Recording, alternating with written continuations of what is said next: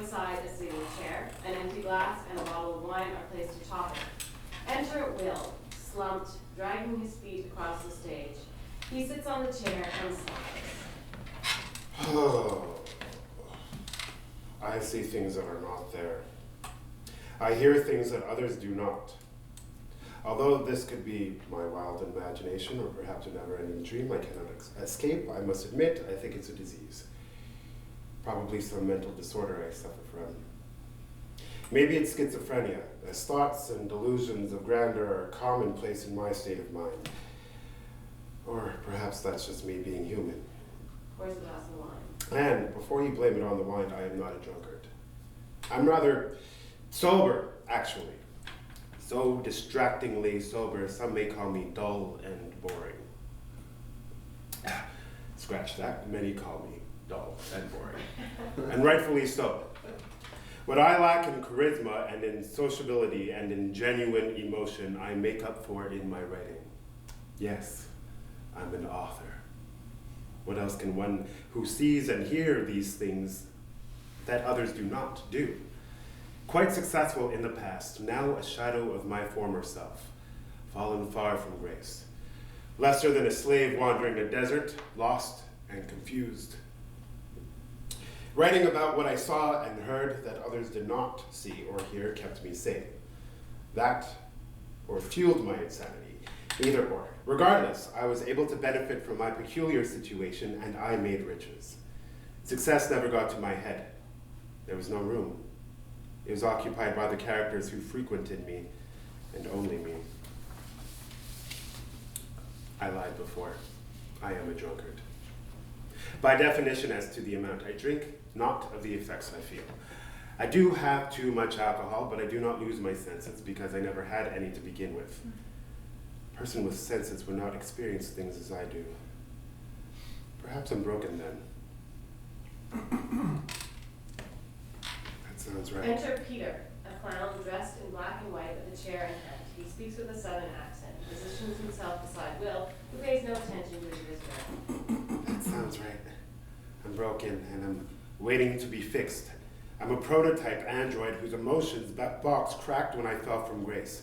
But that would mean that I was functional before, which surely wasn't the case. I reckon you're overthinking this. It wouldn't be the first time. Or the last. How are you, Pete? Well, I'm feeling mighty dandy. But you, Captain?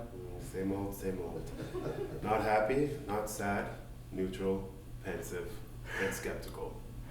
Peter stares at Will, who continues to ignore his gaze. The clown hunches over, trying to look him in the eye and get his attention. Will continues to look into the distance. What's the point of all this, Pete? Why must my audience hear what I have to say and see what I have to offer? But there's no one here but us. Actually, there's no one here but me. That's harsh, Cap. A hypothetical audience, then. What does my character offer to a potential group of people that may or may not be hanging on to every word I utter? Entertainment? What morals to be learned? What conclusions to be made? What knowledge to be gained? Well, none of that sounds very fun if you ask little old me. Will gets up and kind of looks Peter in the eye. I have a dilemma, Pete. Oh, don't we all? I can't decide between black and white. I'm serious.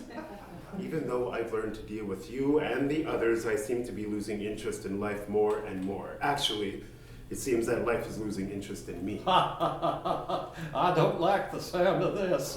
Don't worry, Pete, I'm not suicidal. Not yet, anyway. It's just a question of meaning. I reiterate, what's the point of all this? Why bother doing anything? When nothing is ever accomplished, we're never satisfied as a people, and we carry on with our miserable lives. I'm not miserable. You're not real. Game? Rude? Sorry, Pete, just having a crisis, I guess.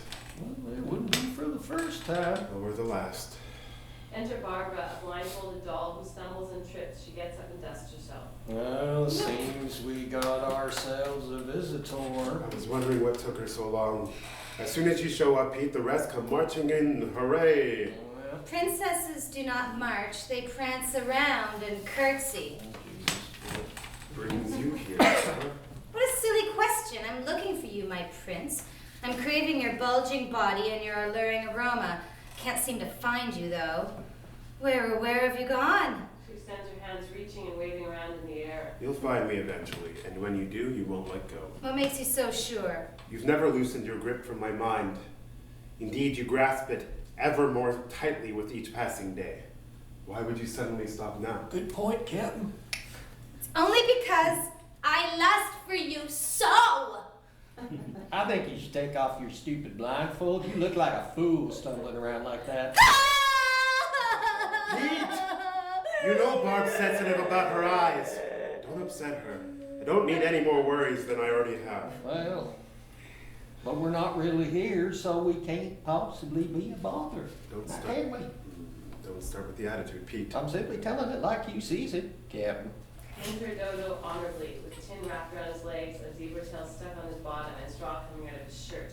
He approaches Barbara and curtsies. He speaks with a deep, commanding voice. Come, milady, the floor is not meant for a beauty such as yourself. Leave me alone, Dodo! I'll see you for as long as I want! Suit yourself, although I do not approve. And then there are 4. Actually, still just one.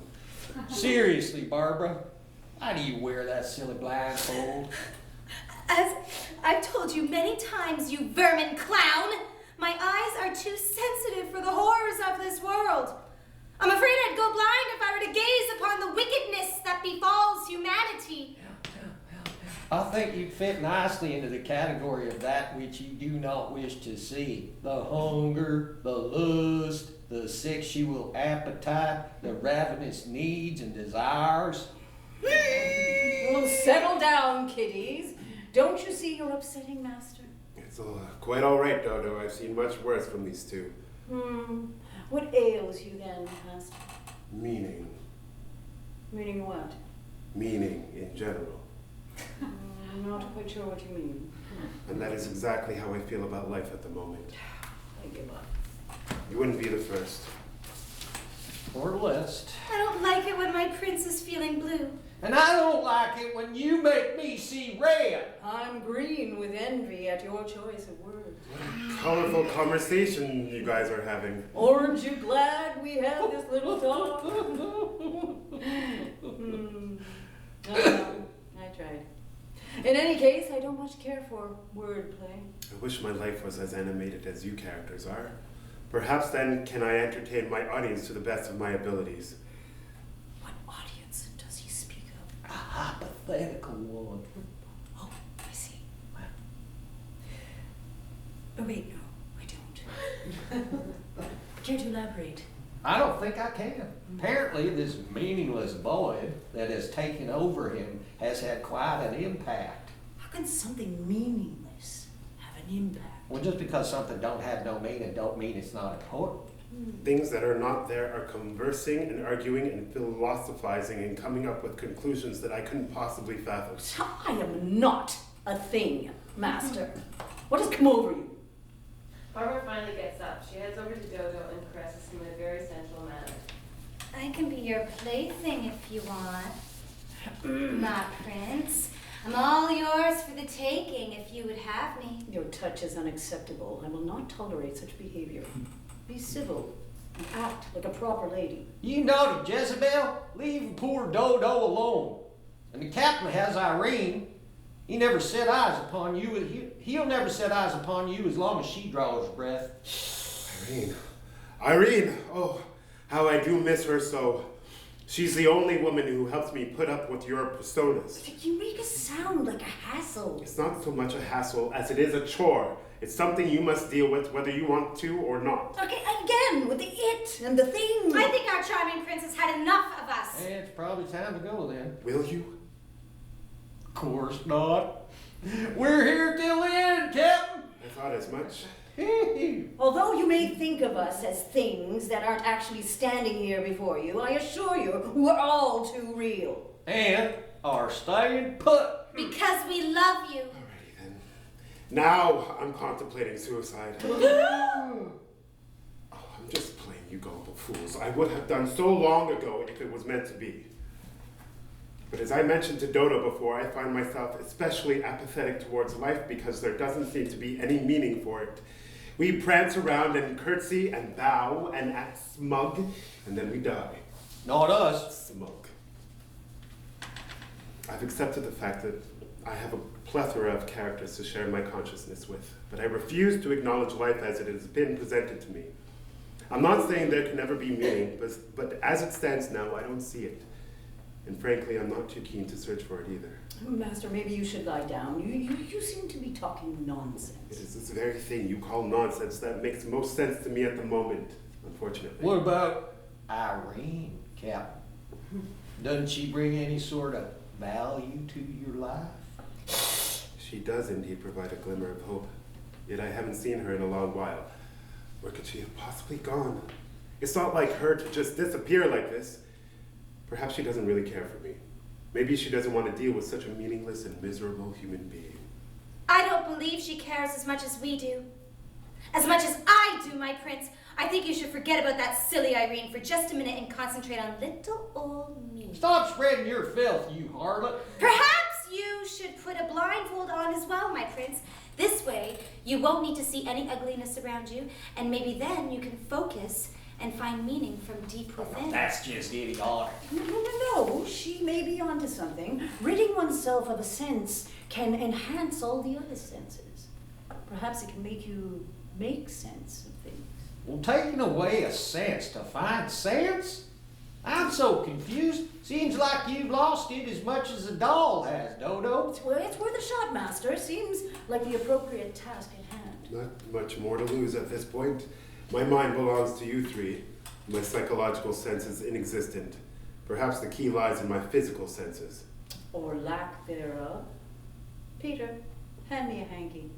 A black one or a white one? A pink one. Oh. Now then, Master, we will wrap this cloth around your head, covering your eyes. Maybe then you will see clearly. The whole situation. The light goes out. Yay.